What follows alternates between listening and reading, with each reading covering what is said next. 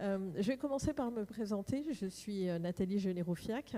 Je suis conservateur général du patrimoine et je dirige le service historique de la Défense, qui est le service des archives du ministère des Armées. Le ministère des Armées, à l'heure actuelle, comprend deux services d'archives définitives. Le CPAD, qui vient tout juste d'être reconnu en tant que tel, mais je vous laisserai revenir sur le sujet, et surtout donc le service historique de la Défense, qui est un service à compétence nationale de 600 personnes. Désormais donc dirigé par un conservateur général. C'est la première fois. Jusqu'à présent, c'était des officiers généraux. Et là, maintenant, le puni, c'est mon adjoint. C'est lui qui est l'officier général. On est installé sur 10 sites sur toute la France et on conserve 450 km linéaires d'archives et une bibliothèque d'1 million d'ouvrages qui correspondent à la mémoire, à l'exception de tout ce qui est vraiment les productions audiovisuelles qui relèvent de l'ECPAD et des productions audiovisuelles du ministère. Là aussi, on ne va pas rentrer dans les détails. Tout le reste est au service historique de la Défense. Alors tout le reste explique la raison de ma présence ici, puisque cette fois-ci, la question de archiver en guerre ou archiver la guerre, c'est le cœur de notre métier. Et ça explique aussi une tonalité un peu différente à mon intervention, puisque je présenterai moins finalement la philosophie ou les enjeux politiques et mémoriels qui ont été évoqués précédemment.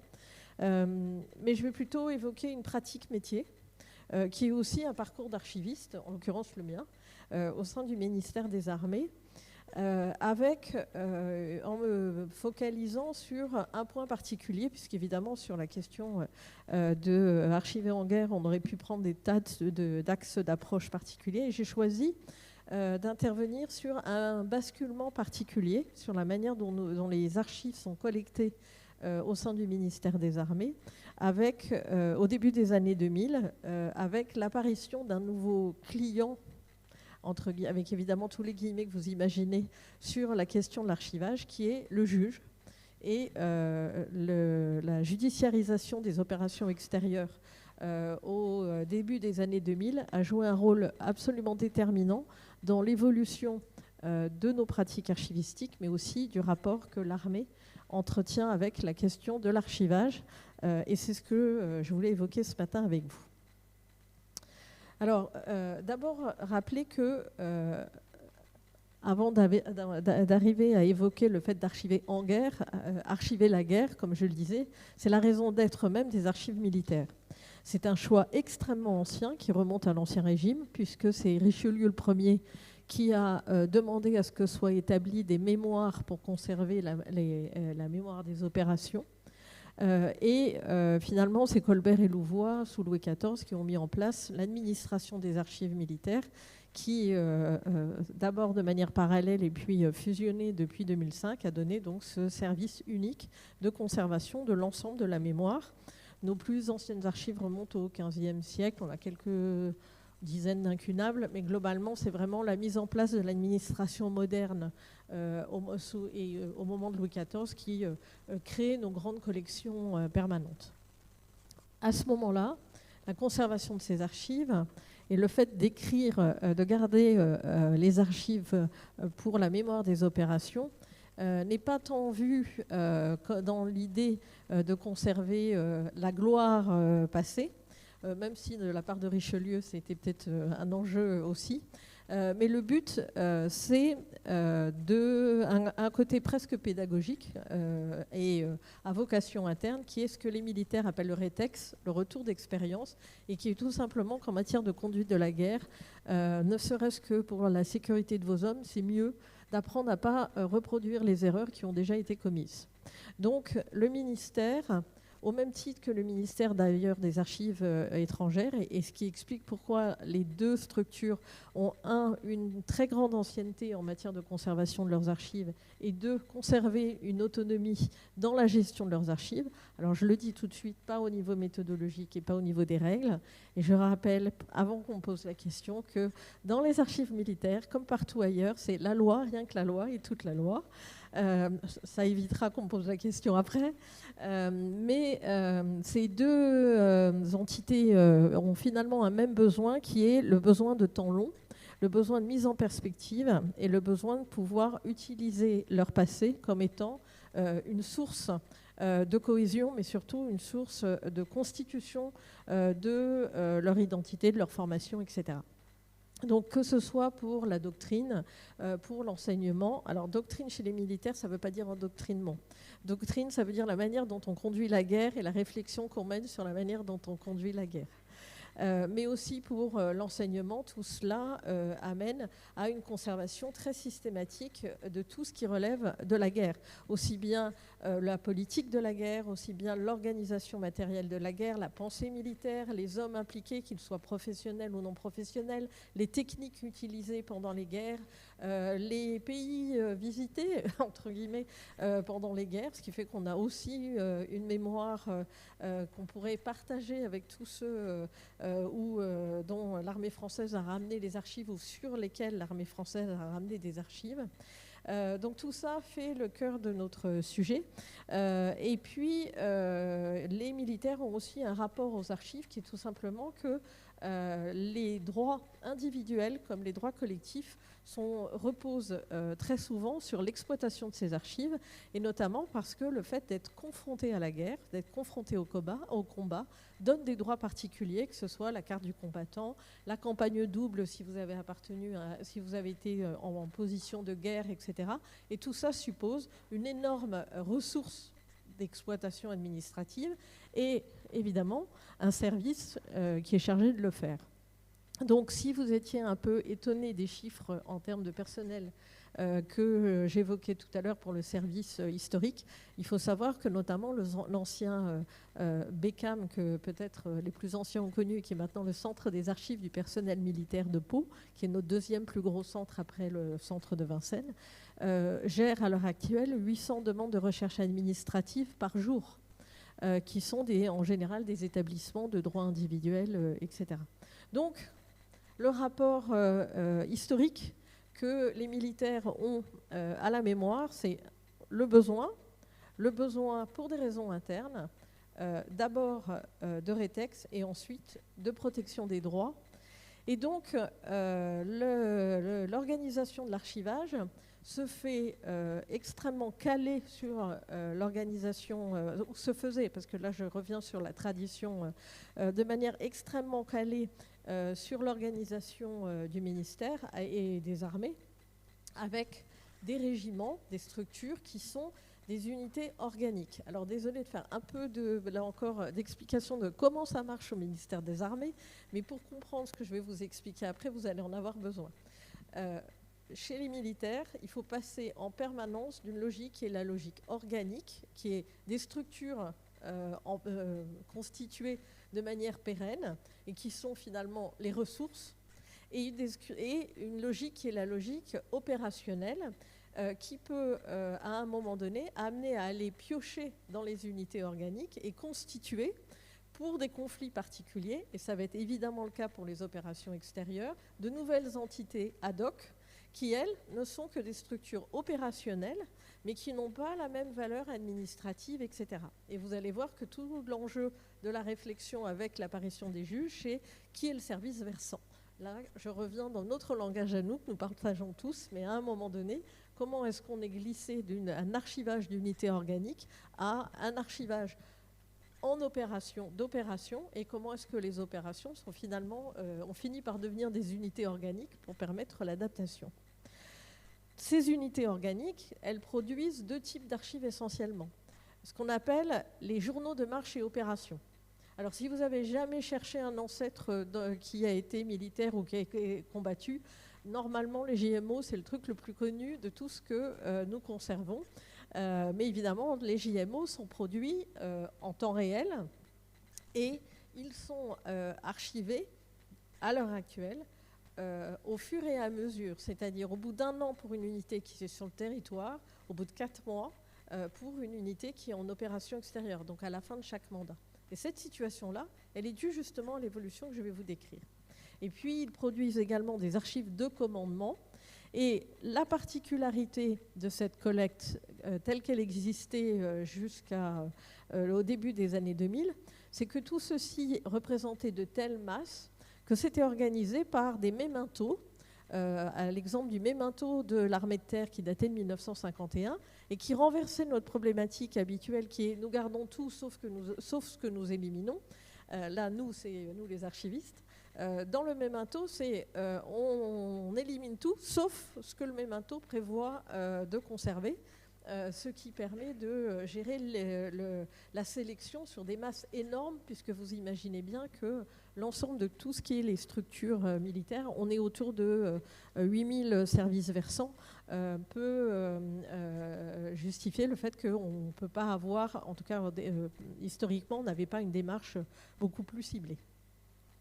Et cette logique donc, de collecte des archives organiques avec on garde les JMO, on garde les archives de commandement de l'unité organique, c'est ce qui a fonctionné avec les opérations extérieures depuis qu'on parle véritablement d'opérations extérieures, donc en fait on va dire 1967. Mais avec une difficulté, c'est qu'en opération extérieure, vous avez tous les régiments qui sont très spécialisés sur les interventions à l'extérieur, genre les IMA, le premier PIMA, etc., qui sont projetés et qui sont projetés derrière leur chef de corps. Et donc, en fait, le JMO de l'unité en opération explique bien ce qui se passe en opération. Et vous avez toutes les archives de commandement qui vous retracent la vie de l'OPEX. Sauf que vous avez des OPEX dans lesquels vous avez juste un petit bout de quelque chose qui est envoyé pour aller récupérer 3 ressortissants au Libéria. Alors ça, je dis ça parce qu'il y a une opération extérieure sur laquelle, en tout et pour tout, on a retrouvé une note disant qu'elle avait existé, et c'est tout ce qu'on a retrouvé. Parce que le problème, c'est que quand c'est un petit morceau, l'unité organique qui part, et pas l'unité elle-même, ben ça laissait plus de traces. Et qu'on avait finalement un décalage de plus en plus grand entre une organisation de la collecte qui finalement était dans l'idée que c'est tout le monde qui suit son colonel et qui part à la guerre, alors avec évidemment la tradition de la défense du territoire et l'idée que le jour où les soviétiques vont arriver, il faudra qu'on soit prêt à, et puis avec une modification des types d'intervention et d'action de l'action française en passant vers de la projection sur des théâtres extérieurs et donc avec finalement des règles d'archivage qui commençaient à se décaler par rapport à la manière dont ça se passait réellement. Donc quand le premier RPIMA part en OPEX, vous aviez un JMO qui correspondait à l'OPEX, mais quand un petit morceau d'un détachement partait, ben, vous ne retrouviez plus le suivi de cette opération extérieure. Et ce décalage était en train de devenir plus important, et le recalage, il a été, en gros, le résultat de l'arrivée sur le marché des archives de ce nouveau client que sont les juges. Et ça nous a permis à ce moment-là de vraiment mener et mettre en place une politique qui n'est plus d'archiver la guerre, mais d'archiver en guerre. Et d'archiver au fur et à mesure et pendant les opérations extérieures. Alors en évoquant ce nouveau client, je veux quand même lui donner 2-3 caractéristiques. Je pense que vous avez tous peut-être eu déjà à gérer des réquisitions judiciaires, mais quand le juge vient aux armées, il arrive avec 2 a priori qui sont tout aussi faux l'un que l'autre. Le premier, c'est qu'il pense que forcément le militaire ment, puisque le militaire, c'est la grande muette, et donc si jamais il parle, c'est forcément pour mentir. Par expérience, et pour avoir travaillé dans d'autres ministères, en gros, le militaire, il ne sait pas très bien mentir, en fait. Il n'est pas très bien formé pour ça, et il ment certainement moins que le ministère des Affaires sociales ou autre. Je balance parmi d'autres. Mais globalement, ce n'est pas un menteur plus caractérisé que d'autres administrations. Je vois Frédéric qui est en train de faire la liste des services menteurs, mais on a tous notre petite liste personnelle à évoquer sur le sujet. Et chez le juge, cette idée que donc le militaire ment est confortée par l'idée que, et là c'est la plus grande erreur, et là les archivistes sont là pour vous en parler, que chez les militaires c'est rangé. Et là, lourde erreur. Et donc quand le juge arrive et qu'on lui dit on n'a pas, eh bien forcément pour le juge ça veut dire vous êtes en train de me mentir ou vous cachez. Et donc une très grande difficulté, c'est qu'il a fallu expliquer au juge que, eh bien non, parfois on ne ment pas. Parce que la dernière caractéristique des juges, c'est que le juge n'a pas toujours une culture administrative extrêmement développée et qu'il arrive en disant est-ce que vous auriez la synthèse sur telle chose ? Et là, il faut lui expliquer que les archivistes, nous sommes bien placés tous pour en tenir ce propos, ne créent pas les archives dont ils ont la conservation. Que l'archiviste, il reçoit ce qui a été créé et que, accessoirement, sur le théâtre des opérations, surtout à cette période-là, vous allez voir l'évolution, eh bien, ce qui est produit avec, pendant que vous êtes en train de vous faire tirer dessus, et en gros, on ne se pose pas tellement la question de savoir si dans 10, 20 ou 30 ans, le juge va être là pour vous demander quelque chose. Vous allez voir que maintenant, ça a changé. Mais donc, le juge arrive avec le dire, mais je voudrais la liste de tout, je voudrais la liste, etc. Ben non, ça n'a pas été fait, donc on ne peut pas vous le donner parce que ça n'a pas été fait. Mais pourquoi ça n'a pas été fait? Parce que sur le terrain, ils étaient occupés à autre chose. Donc vous voyez qu'on a l'arrivée d'un client qui a des droits, qui a des exigences et qui n'a pas forcément toutes les clés de la manière dont ça marche dans les archives. Et qui c'est qui a fait les intermédiaires entre nos services producteurs et le client juge? Vous doutez bien que c'est les archivistes entre les deux. Et en l'occurrence, ça a correspondu vraiment à l'époque où je m'occupais de la collecte. Et donc, c'est ce que je voulais vous raconter. Cette évolution, elle a commencé véritablement, elle a été marquée de manière très sensible à partir de 2000. Et un événement très très particulier qui est l'affaire du syndrome du Golfe. Alors, l'affaire du syndrome du Golfe, qui relève d'un problème du tribunal administratif, on n'est pas encore sur le pénal, on va y venir, vous inquiétez pas. Le syndrome du Golfe, pour ceux qui ont oublié, sont apparus, notamment en Angleterre et aux États-Unis, des tas de procès d'anciens qui se plaignaient d'avoir des effets secondaires, notamment de la vaccination qu'ils avaient subie sur le terrain. Et ça a été extrêmement pris en compte très tôt par les autorités américaines et les autorités anglaises. Les autorités françaises ont déclaré au départ que le syndrome du Golfe, ça existe chez les autres, mais nous, les Français, nos petits gars, c'est pas le genre à avoir mal au crâne parce qu'ils sont allés dans le Golfe. C'est d'autant plus vrai qu'il n'y a pas eu tout de suite d'association constituée. C'est remonté par des cas individuels qu'a fait revenir le service de santé des armées. Et il s'est trouvé que quand c'est remonté au niveau de l'état-major, que ce soit l'état-major de l'armée de terre ou l'état-major des armées, ceux qui étaient à ce moment-là en responsabilité étaient les mêmes que ceux qui, 10 ans avant, puisque là on parle d'une opération qui avait eu lieu 10 ans avant, étaient sur le terrain et avaient de fait dirigé Daguet. Donc ils étaient tous persuadés qu'ils se rappelaient très très bien ce qui s'était passé et que ce n'était pas à eux qu'on allait leur raconter qu'il y avait eu telle chose et telle chose. Mais là, ce groupe-là, en l'occurrence, a eu un premier choc culturel le jour où, dans une réunion chez le directeur de cabinet du ministre, le général Torette, chef d'état-major de l'armée de terre, a juré ses grands dieux que jamais il n'avait donné l'ordre de vaccination qui était évoqué.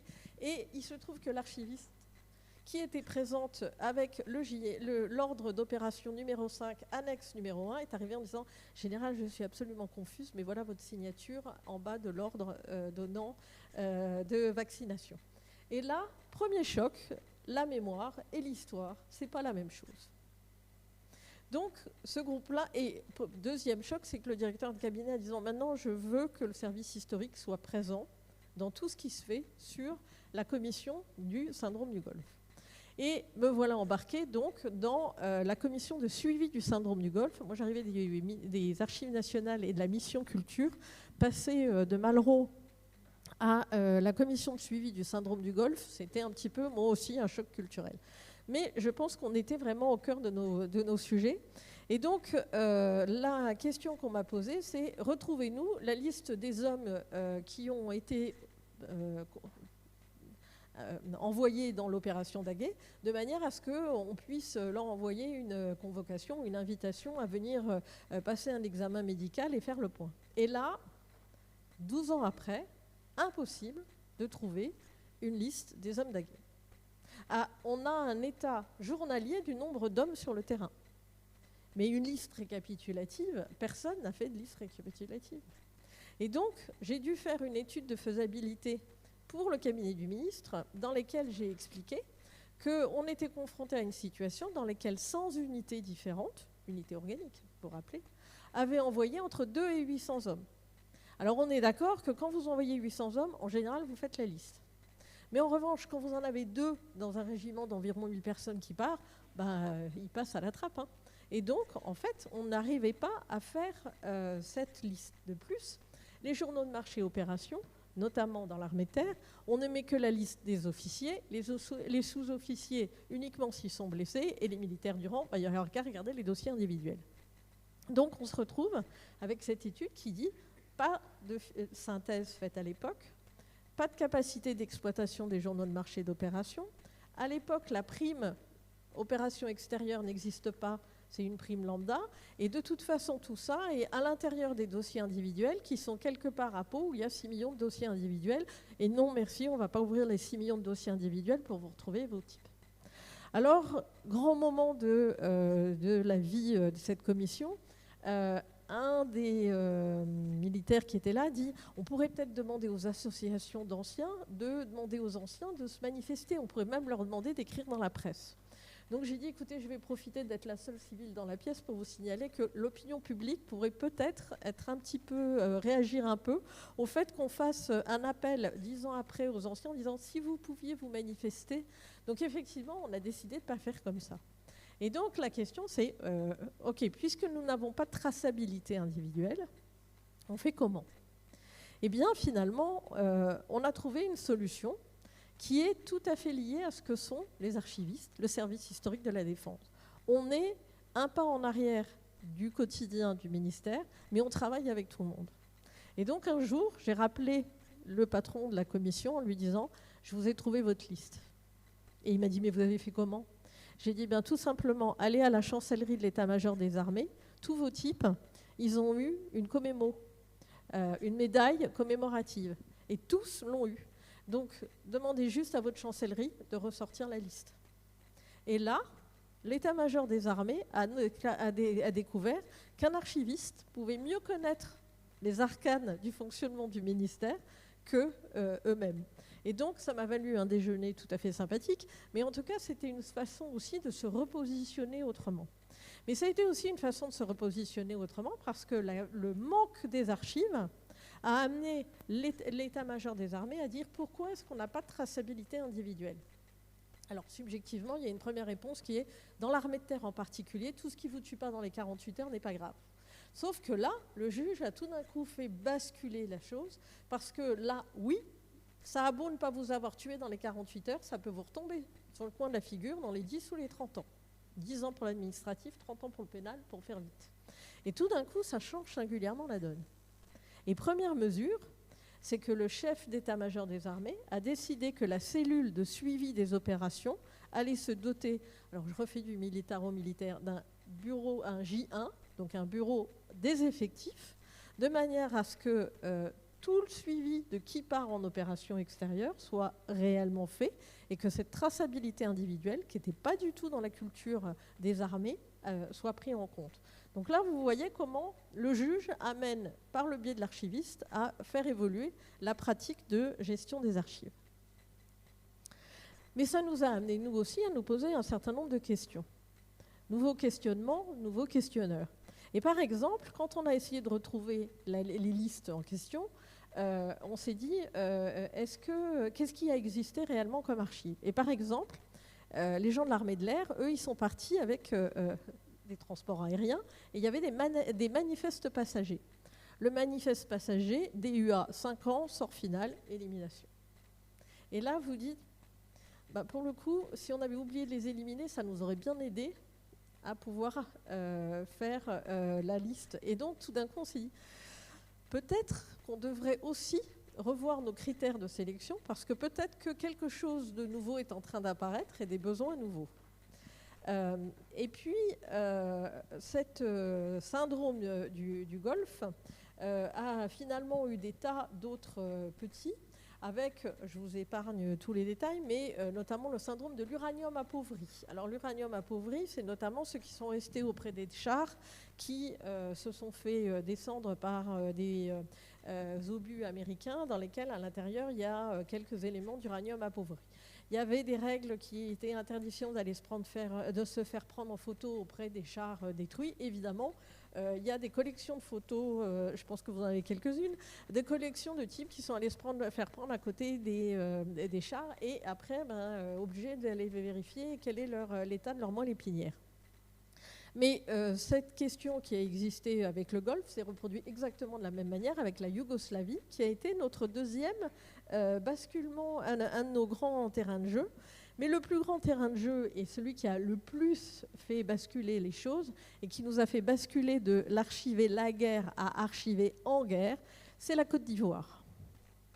Alors la Côte d'Ivoire, autour de deux événements dont vous vous rappellerez. Le premier, je ne les mets pas dans l'ordre chronologique, mais je vais y revenir. Le premier, c'est l'affaire Mahé, en 2005. Donc vous vous rappelez cette histoire d'un coupeur de route qui est mort étouffé par un sac plastique. Et il y a eu toute une enquête qui a amené à une condamnation de Alors, je le cite, mais là, le juge a considéré qu'il y avait eu en fait un acte qui relevait du pénal dans le cadre d'une opération extérieure. Et la question était qui a donné l'ordre, etc. Mais la nature de l'acte lui-même, c'était bien un crime dont il était question, donc on était bien dans un corpus juridique qu'on connaît mieux. Sur Bouaké, c'était différent. Bouaké, vous vous rappelez, en novembre 2004, les détachements français à Bouaké se fait scraffer par des Sukhoi, pilotés par des pilotes, en l'occurrence, je crois qu'ils étaient ukrainiens ou lituaniens, enfin en tout cas des pilotes des anciens pays de l'Est. L'enquête qui a été menée était: est-ce que les autorités françaises étaient au courant et ont laissé faire de manière à avoir une raison d'aller intervenir de manière beaucoup plus marquée en Côte d'Ivoire, et notamment, vous vous rappelez qu'il y a eu un bombardement sur Abidjan et une intervention sur Abidjan après.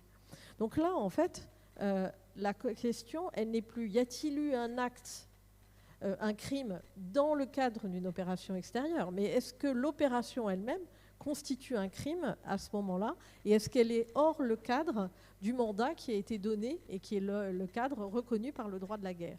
Donc on a une très grosse évolution, sauf que Bouaké, quand c'est arrivé, l'affaire judiciaire a ouvert alors que les hommes étaient encore à Bouaké. Et donc là, on se retrouve avec des archives qui sont encore sur place. Et donc, que fait l'état-major des armées? Il appelle le service historique de la Défense, et celui qui m'avait payé le déjeuner pour la commission, pour l'affaire du syndrome du Golfe, me dit: Nathalie, la Côte d'Ivoire, vous ne connaissez pas encore.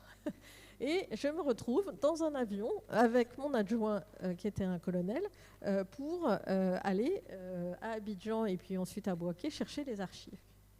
Et là, accompagné sur place par un des colonels de l'opération extérieure qui est chargé pour Licorne de faire le point. Et là, on se rend compte que le monde a changé, parce que c'est la première fois que sur le théâtre, on est passé à l'électronique. Sauf que on est passé à l'électronique avec des structures qui restent organisées avec des petits bouts, et donc chacun venant avec ses systèmes d'information. Et au cas où vous posiez la question, évidemment, l'armée de l'air, l'armée de terre, il n'y a pas la marine, n'ont pas les mêmes systèmes d'information. Et selon que vous soyez dans l'armée de terre ou à l'état-major des armées, vous n'avez pas non plus le même système d'information. Donc, résultat, sur le théâtre, il y avait 7 systèmes d'information qui ne se parlaient pas les uns avec les autres, dans lesquels, là, on va jouer facile avec les archivistes. Évidemment, pas de règles de nommage, évidemment, pas d'arborescence en place, etc. Donc, on se retrouve avec... on fait quoi de tout ça? Donc, on a essayé d'abord de trouver une solution, et donc on est allé voir les informaticiens en disant: vous n'auriez pas, par hasard, de la sauvegarde? Alors, en essayant de leur expliquer que oui, la sauvegarde, et on est tous d'accord, la sauvegarde et la conservation et l'archivage, c'est pas la même chose. Mais là, pour le coup, on a d'abord récupéré la sauvegarde, parce que c'est la sauvegarde qui nous a permis de faire un début d'archivage. Sauf que quand on a mis le nez dedans, c'était une panique totale. Donc, pas de règle de nommage, donc allez savoir de quoi ça parle.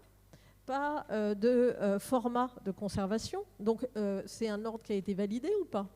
Là, juridiquement, quand vous avez le juge sur le dos, ça ne fait pas du tout la même affaire de savoir si ça a été signé ou pas, vous imaginez bien. Et donc, l'état-major nous a payé 2 ans d'un contractuel sorti, je crois qu'il sortait d'Angers, qui a dû tout ouvrir avec 10% de fichiers qu'on n'ouvrait pas, etc. Et surtout, le chef d'état-major des armées, le général Bintéja, a dit « on arrête les conneries ».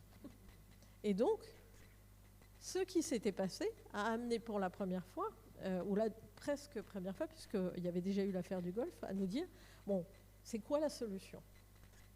Et là, la première réponse, c'est « nous, on peut vous aider à trouver la solution, mais la solution, elle ne viendra certainement pas du fait que vous demandiez au service historique de la défense de demander à des types en opération extérieure de respecter un certain nombre de règles.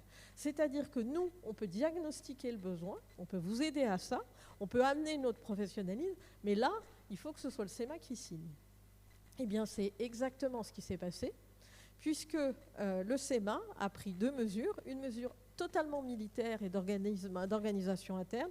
En 2005, les opérations extérieures sont devenues en tant que telles des unités organiques. Et les unités présentes en opération extérieure, les groupements techniques interarmés, sont devenus des unités organiques, ce qui fait qu'en tant que telles, elles devenaient des services versants. Et là, ça a commencé à nous parler bien plus sérieusement et à nous simplifier la vie. Et deuxièmement, le chef d'état-major des armées a pris la décision d'une directive d'archivage opérationnel dans lesquelles, à côté le fait de dire quand vous donnez un ordre, ça s'appelle vous avez, je ne vais pas vous faire la liste, hein, les comptes rendus, ça s'appelle un CRH, et quand vous avez un ordre, ça s'appelle un OPO, un FRAGO, etc. Sauf qu'à côté, vous avez, et ça s'archive au bout de tant de temps. Et ça se conserve de telle manière. Et tout d'un coup, l'organisation même de la typologie qui est attendue de ceux qui sont en OPEX est devenue la base de l'archivage des opérations extérieures. Autrement dit, on a commencé à réfléchir à archiver en guerre et à considérer que l'archivage allait aussi, finalement, avoir sa toute petite place dans l'organisation de la manière dont on travaille en guerre. Et la place, elle n'est pas si petite que ça, puisqu'il a aussi pris la décision que chaque fois qu'une opération extérieure se montait, le commandant de la force, qui reçoit une instruction personnelle et secrète, l'IPS, et dans cette instruction personnelle et secrète, qui est en gros ce dont vous devrez rendre compte devant votre chef d'état-major au retour, la conservation de la mémoire de l'OPEX figure. Et ça, imaginez le CEMA disant au type qu'on envoie conduire une guerre, eh ben, vous n'oublierez pas les archives, c'est quand même la victoire du juge, un petit peu brandi par les archivistes, il faut bien reconnaître, mais c'est quand même comme ça que ça s'est passé. Donc grosse avancée avec la Côte d'Ivoire. Mais on a continué les questionnements avec d'autres opérations extérieures. Notamment est apparu, alors je ne le mets pas forcément tous dans l'ordre chronologique, vous vous rappelez peut-être de l'affaire Douzbine. Avec l'affaire Douzbine en août 2008, il y a un certain nombre, il y a 12 Français qui ont été tués pendant une embuscade. Et là, les parents des tués ont voulu porter plainte contre l'état-major des armées pour la manière dont l'opération avait été conduite. Et c'est la première fois que ce qui relève du pénal, c'est la conduite de l'opération elle-même. Donc là, inutile de vous dire qu'on est loin de est-ce qu'il y a de l'amiante ou est-ce qu'on est loin de est-ce que vous avez mal au crâne 15 ans après. Donc ça a un petit peu interpellé les autorités militaires. Mais nous aussi, c'était quand même la première fois qu'on était amené à devoir se poser la question de communication aux juges d'archives qui sont quasiment des archives vivantes, en tout cas des archives intermédiaires, avec évidemment ce que vous imaginez en matière de règles de sécurité, de régime de la classification, etc. Autre exemple de notre besoin d'évoluer, l'affaire de Srebrenica. L'affaire de Srebrenica, tout d'un coup, donc l'affaire du massacre de la population serbe de Srebrenica, la question qui a été posée par le juge, elle n'est pas « qu'est-ce que vous avez fait ?» puisque les Français n'ont rien fait à Srebrenica, mais saviez-vous que les Serbes allaient attaquer? Autrement dit, qu'est-ce que vous saviez? Alors, on revient à nos fondamentaux d'archivistes. Qui a fait quoi, quand? Savoir, ça ne fait pas d'habitude partie de notre logique de sélection. Au centre de suivi des opérations, le chrono arrivé, inutile de vous dire que ce n'était pas notre priorité. Enfin, pour tout vous dire, on l'avait même fait éliminer. Et là, tout d'un coup, on nous dit, qu'est-ce que vous saviez? Et bien, pour savoir ce que vous saviez, on est bien obligé de se poser la question de l'information reçue et pas simplement l'information produite. Alors oui, bien sûr, la loi nous dit bien les archives, c'est les archives produites et reçues. Mais n'empêche qu'en matière de sélection, on a quand même tendance à garder plus le produit que le reçu. Et bien là, pour le coup, on s'est retrouvé interpellé sur des sujets où nos pratiques archivistiques n'étaient pas adaptées. Donc il a fallu aussi se poser la question et en gros passer un coup de fil en disant surtout arrêtez d'éliminer. Donc vous voyez qu'on a beaucoup questionné nos pratiques. De la même manière, à ce moment-là, pour accompagner la directive d'archivage opérationnel, il a été décidé de mettre en place une procédure interarmée. Dans notre jargon, ça s'appelle une PIA.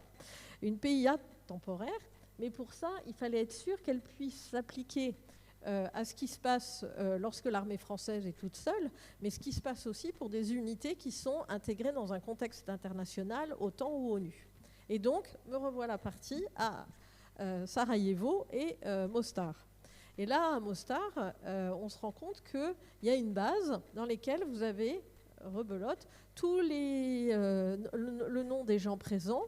Mais le jour où ils rentrent en France, alors à Sarajevo, ils écrasaient soigneusement la base, et à Mostar, ils avaient créé la base des morts. Alors en fait, ils n'étaient pas morts, ils étaient juste rentrés en France, mais ils étaient morts pour le théâtre.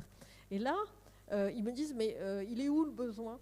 Et là, je parle du chancelier sur place. Je ne parle plus du SEMA qui, lui, a un peu compris de quoi on parle. Là, le chancelier sur place, il ne comprend pas ce qu'on lui demande. Il dit, mais moi, je n'ai pas besoin d'avoir des éléments. Pourquoi est-ce qu'on garderait ces éléments puisqu'ils sont repartis et que maintenant, c'est fini pour eux? Or, Mostar, vous le savez peut-être, c'était une poubelle chimique. Et on a été notamment confrontés, c'est pour ça que l'affaire de Mostar a été judiciarisée, au fait qu'à un moment donné, comme il n'y avait plus personne pour aller vider les poubelles de l'usine chimique du coin, on envoyait les petits gars. Et les petits gars, comme ils y sont allés un peu vite, on ne leur a pas rappelé qu'ils étaient forcément obligés de mettre des gants. Et donc, évidemment, il y a un taux de cancer un peu particulier, particulièrement élevé quelques années après, d'où la judiciarisation. Et là, moi je dis au chancelier, écoutez, vous avez deux formules. La bonne formule, c'est le président de la République décide que dans les 6 mois qui viennent, ceux qui ont été à Mostar à telle date reçoivent la Légion d'honneur. Vous faites comment pour savoir ceux qui ont été? Alors ça lui plaisait bien comme question, mais effectivement, il ne savait pas répondre. Mais la vraie question, c'est, et si maintenant vous avez 15 jours pour les mettre sous iode, avant que ça tourne vinaigre, on fait comment? Eh bien, on ne faisait pas. Donc, d'où le fait de, là encore, être dans des challenges nouveaux. Et le fait que le juge et l'archiviste, avec le juge brandi devant lui, finit par avoir un rôle qui n'était pas le rôle qu'on avait au départ. On est dans un rôle dans le besoin qu'on sait qu'on va avoir dans 10, 15, 20 ou 30 ans, nous amène à interpeller le service producteur sur ce qu'il est en train de produire, de manière à nous permettre de rendre le service dont il aura besoin dans 10, 20 ou 30 ans. Autrement dit, on est le porteur du temps long. Et on est porteur de la question de cette valeur juridique des documents qui dépasse la valeur opérationnelle. Donc vous voyez qu'on est quand même dans une logique qui est très différente. Dans la même période, après la PIA temporaire, on a aussi décidé qu'on allait, puisque maintenant il y avait de l'électronique, on allait essayer quand même de faire quelque chose pour récupérer l'électronique. Alors on a lancé une expérimentation avec la direction du renseignement militaire au Liban, à Nakoura. Je vous fais faire un peu un tour de tout où on est passé, mais vous voyez qu'on s'est pas mal baladé. Alors, au Liban, d'abord, on a décidé que du jour où l'opération était lancée, avec la relève de chaque mandat, arrive un des sous-officiers du service historique de la Défense qui est là pour vérifier qu'il y a une arborescence, qu'il y a des règles de nommage, qu'ils savent bien qu'il va falloir archiver, etc. Ça, les sous-officiers, ils ont beaucoup aimé faire ça. Ce qui veut dire qu'on est passé à une logique de management de l'information totalement intégrée dans l'opération. Et nous, on l'a proposé à ce moment-là de mettre en place un coffre-fort électronique, puisqu'on n'en était pas encore à faire vraiment une plateforme d'archivage électronique, mais ça a été une première expérimentation. Bon, ça nous a convaincus surtout du fait que ça ne peut marcher que si on est totalement transparent pour le service versant, le service producteur. De la même manière que je m'étais fait jeter quand j'étais au ministère de la Culture par les théâtreux à qui je disais non mais quand vous faites une pièce de théâtre il faudrait penser à la captation, etc. Mais le théâtre vivant, l'art vivant n'est pas fait pour cela. Quand vous êtes sur le théâtre, ils ont un peu aussi autre chose à faire que de penser à conserver la mémoire et les archives. D'où le fait d'être nous malins, mais aussi d'utiliser le fait qu'on est très intégré pour dire c'est au moment où on va concevoir le système d'information qu'il faut mettre en place. Donc tous ceux qui font de l'archivage électronique reconnaissent bien tous les fondamentaux du cycle de vie, etc. Mais nous, on l'a découvert à partir de ce besoin très particulier qui a été la judiciarisation des OPEX. L'état-major lui-même, il a continué à faire évoluer sa réflexion et il a créé au sein même de la cellule qui conduit les opérations extérieures une cellule d'archivage opérationnel des armées, la CAOA, qui s'assure que chaque fois qu'un mandat, et donc une période de 4 mois ou 6 mois est terminée, au moment où ils rentrent, ils rentrent en ayant versé leur JMO, qui n'est désormais plus le JMO du régiment dont ils viennent, mais bien le JMO de l'opération, et que tout ce dont on a besoin, qui a été identifié avec une charte d'archivage, a été pris en compte et conservé. Donc la CAOA vérifie l'ensemble de ces informations et nous les rebascule au bout d'un an. Donc vous voyez que ce que je vous disais sur le fait que le service historique c'est juste un pas en arrière, ça veut dire qu'en matière d'archiver en guerre, on archive en gros au bout d'une année. C'est intégré en archive quasi définitive au bout d'une année. Donc c'est vraiment absolument très tôt. Et évidemment, vous comprenez bien que les états-majors se sont dotés de cellules de management de l'information et que le records management, c'est un truc qui parle à la plupart d'entre eux. Donc, la conclusion de tout ça, c'est la signature le 25 avril 2013 de la PIA, non plus provisoire mais définitive, de la PIA 77.6, qui est la PIA ABDEF, EEMA, SCEM, CAOA, et qui est évidemment la règle de versement, de constitution et de versement des archives en opération extérieure.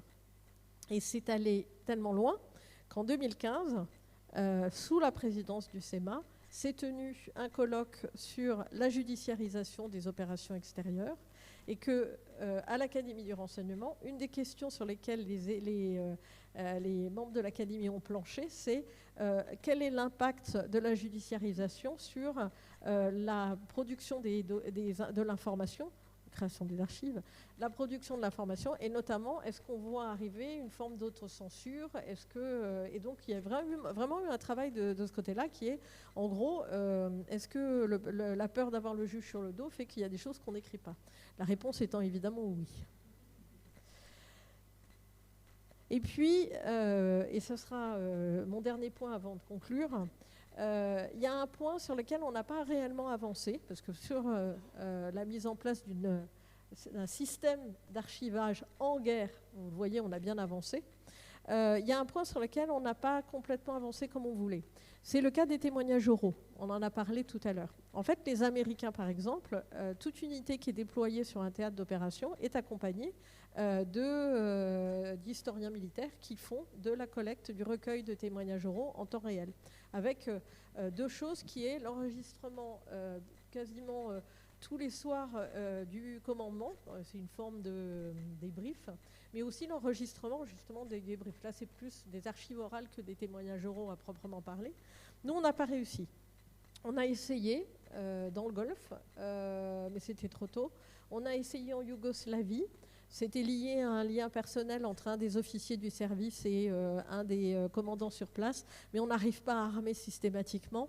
Et il faudrait vraiment, au sein des armées, mettre en place des gens formés qu'on enverrait sous forme de réservistes ou autres. Et pour l'instant, on n'a pas réussi à passer ce cap. En revanche, le recueil des témoignages oraux liés à la participation aux opérations extérieures est un de nos axes de collecte de témoignages oraux les plus importants. Et nous avons dans ce domaine une gamme de recueils qui va des chefs d'état-major aux chefs d'opération sur place et aux simples troufions, mais aussi aux blessés, etc., puisqu'on essaie de constituer une mémoire de cette expérience de la guerre qui ne soit pas simplement l'expérience de la conduite de la guerre. Donc vous voyez qu'on a une approche très large de ce qu'est archiver la guerre et archiver en guerre.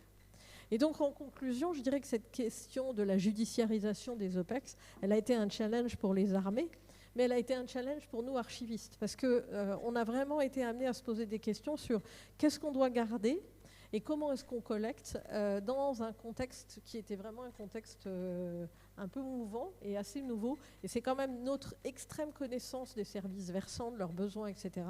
Et donc, je ne pourrais dire une chose, c'est qu'il n'y a pas de meilleure collecte qu'une collecte de proximité. Et donc, derrière les noms de contrôle scientifique et technique, c'est avant tout le service client qui marche dans ces cas-là et le rapport extrêmement étroit avec nos services versants. Je trouve que ce qui a été intéressant dans cette démarche, c'est que chacun a amené son rôle. À aucun moment, on est rentré dans le rôle on sort, nous, les textes sur l'organisation des choses. Parce qu'à un moment donné, si c'est signé par le chef du service historique ou c'est signé par le chef du état-major des armées, vous imaginez bien que les chances que ce soit appliqué ne sont pas les mêmes. Mais nous, en revanche, on est devenus prescripteurs. Et donc, d'opérateurs qui gérions les droits a posteriori, on est devenu prescripteurs par rapport à la typologie produite. Inutile de vous dire que pour préparer l'archivage électronique, c'était plutôt une bonne position parce que ça a permis de glisser assez facilement sur le fait de dire oui, et quand vous allez créer un nouveau système d'information, vous n'oublierez pas de nous mettre dans le coup dès le départ pour qu'on puisse jouer le même rôle. Donc ça a été fort utile. Et ce sera la conclusion de ma conclusion.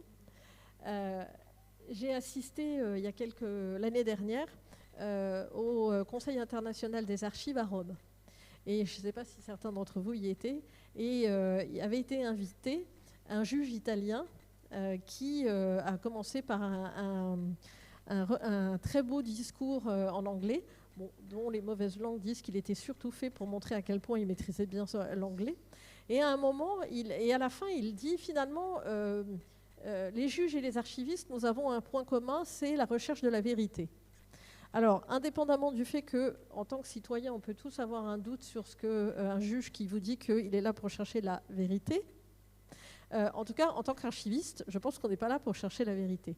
Et j'ai été très marquée et j'ai vraiment adhéré fortement par la réponse qu'a fait le président du Conseil international des archives qui a dit nous n'avons pas la prétention de nous occuper de la vérité. Nous, notre travail, c'est les preuves. Et je trouve que c'est une très belle réponse et je pense que c'est un très beau positionnement pour les archives. Et je pense que pour un thème sur archiver en guerre, archiver la guerre, la question des preuves était au cœur du sujet. Merci.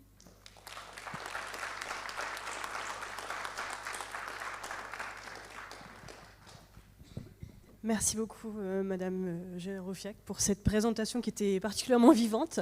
Comme vous nous avez dit, peut-être avoir besoin de vous éclipser rapidement, je vous propose de prendre une ou deux questions avant de céder la parole à la représentante de l'ECPAD. Alors, vous avez bien compris que le but de tout ça, c'est de vous dire il y a des postes ouverts au service historique et on s'y éclate total. Rebonjour, vous avez très bien évoqué la mise en place d'une politique de record management, si je simplifie un petit peu, et qui me semble absolument nécessaire. Mais vous avez aussi évoqué pour le cas de la Yougoslavie, je crois, tous ces applicatifs qui ne se parlent pas entre eux. Aujourd'hui, comment vous travaillez, et est-ce que vous travaillez, je suppose que oui, est-ce que avec le chef d'état-major des armées, est-ce que des applications puissent se parler finalement ? Alors, pour le coup, on n'est qu'un des acteurs sur le constat. C'est-à-dire que ce constat, il est avant tout fait par les opérationnels eux-mêmes. Parce que, inutile de vous dire qu'avec ce système d'information, il y avait des clés USB qui se baladaient partout et qu'en matière de sécurité, ce n'était pas le top non plus. Donc, on est quand même nombreux à avoir considéré à ce moment-là qu'il y avait quand même un truc bizarre qui se passait. Donc en fait, on travaille effectivement avec eux et notamment, on a mis en place, un peu comme vous le connaissez tous, des systèmes qui fait que chaque fois qu'un nouvel système d'information est mis en place, on a un système, alors nous on l'a appelé Mozart et là où d'autres l'avaient appelé Féroé, etc. Mais c'est la même chose, c'est-à-dire qu'on a fait avancer l'idée dans le comité de comité de suivi des SIC que tout se joue avant et qu'après tout il est toujours trop tard. Donc on travaille maintenant énormément avec l'Agence nationale du numérique, l'Agence ministérielle du numérique, qui conduit ces projets-là et qui considère que toutes ces questions doivent être intégrées dès le départ. Donc maintenant, ces questions, elles ont été reprises à un autre niveau. Je pense qu'à un moment donné, on a fait partie de ceux qui ont découvert le problème, mais il a été pris à très haut niveau partout dans le ministère, pour l'ensemble du ministère. Merci. D'autres questions? Non. Moi, j'avais une question peut-être sur votre parcours, si vous me permettez, parce que vous évoquez votre passage au ministère de la Culture.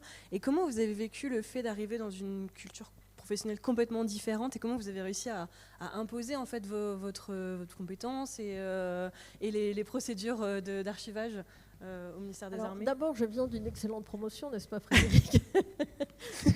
Frédéric et moi avons fait la prépa, les prépa, école des chartes et école du patrimoine ensemble. En fait, ce qui m'a préparée, c'est une chose très particulière. Je ne sais pas si toi tu avais vécu la même chose, mais quand on est sorti de l'École nationale du patrimoine, c'était Jean Favier qui était le directeur des Archives de France. Et Favier avait une théorie. Il y a une logique à ce que je suis en train d'expliquer. Il y a une théorie qui était à 25 ans, on n'est pas un spécialiste et surtout on ne vous met pas là où vous avez envie d'aller. Avec l'idée que dans 3 ans, si vous avez vraiment une vocation, vous y retournerez et sinon vous allez apprendre autre chose. Moi, je voulais aller je travaille sur le XVIIe siècle britannique, je voulais aller aux archives diplomatiques pour m'occuper des archives du XVIIe. Je me suis retrouvée en mission, donc à m'occuper de la collecte au sein d'un ministère. Et là, j'ai découvert que j'adorais ça. Et qu'en fait, je trouve que la collecte d'une manière globale, mais le rôle des missionnaires en particulier, le fait d'arriver dans un service, c'est cette espèce de côté un peu ethnologue, qui est on découvre une tribu. Alors c'était mon propre ministère, donc c'était un peu particulier, mais c'est exactement la même chose quand vous arrivez au ministère, un ministère qui n'est pas le vôtre. Vous avez un côté un peu ethnologue, vous avez une tribu un peu étrange, il faut comprendre comment ils fonctionnent, etc. C'est tout à fait passionnant. Et je trouve que par rapport à notre métier d'archiviste, cette idée qu'on est des garants du passage entre une logique qui est celle des services producteurs vers une autre logique qui est celle de ceux qui en auront besoin ou envie et qui est celle de l'utilisateur. Le fait d'être passé par cette expérience-là, elle donne cette souplesse d'esprit-là. Et puis, quand je suis arrivée au ministère de la Culture, la première chose qu'on m'a dit, c'est la direction des musées de France quitte le musée du Louvre où elle est installée depuis 1945 dans 4 mois. Il y a 800 mètres linéaires à bouger d'ici 4 mois. Donc, une fois qu'on a fait ça, avec des vacataires et tout, le reste, c'est pas grave. Donc, si vous voulez, je dis pas que j'ai aussi le côté tout ce qui vous tue pas dans les 48 heures n'est pas grave. Mais à un moment donné, le fait d'avoir une espèce de... J'ai beaucoup plus pratiqué le fait de l'adaptation et la compréhension du besoin du service producteur que simplement le traitement des archives constituées, même si c'est évidemment maintenant aussi une partie du travail de mes équipes. Donc voilà pourquoi est-ce que je pense que j'avais cette tournure d'esprit. Mais honnêtement, le jour où je me suis retrouvée envoyée avec mon JMO dans la réunion chez le directeur de cabinet du ministre en disant... au chef d'état-major de l'armée de terre, non, ce que vous dites, c'est pas vrai parce que voilà, j'étais bien contente d'avoir mon JMO et j'avais pas 30 ans, quoi, donc j'étais pas super fière quand même. Et à un moment, c'est quand même aussi un ministère particulier, ils ont tous les défauts qu'on peut imaginer, mais quand même c'est un ministère dans lequel il y a une culture de l'expertise qui fait qu'à un moment donné, vous pouvez être une femme civile jeune, etc. Si c'est vous qui savez, c'est vous qui savez. Okay. Et ça a beaucoup, beaucoup aidé. En revanche, si vous vous plantez, ils ne vous lootent pas. Mais ça, vous vous en doutez aussi. Mais après, je pense que on va être simple, hein, c'est la première fois que c'est un conservateur du patrimoine qui dirigeait le service historique. Mais c'est aussi parce que quand je parlais d'un parcours, c'est un parcours Voilà, je suis passée là, je suis passée dans les services de renseignement pour créer des services d'archives là où il n'y en avait pas. Donc voilà, j'ai aussi fait ce travail-là et donc ça correspond à ce que j'ai appris. Et le syndrome du golfe, pour moi, ça a été aussi une vision nouvelle de ce que peut être notre métier, de ce qu'on peut faire. Donc c'est pour ça que je voulais vous expliquer un parcours pour vous dire que ce qu'on fait maintenant, et la politique qu'on a maintenant, elle est aussi le fruit des tâtonnements, des loupés, de toutes les fois où on s'est trompé dans ce qu'on avait pris ou pas pris, etc. Et donc c'est ça qui me semble intéressant.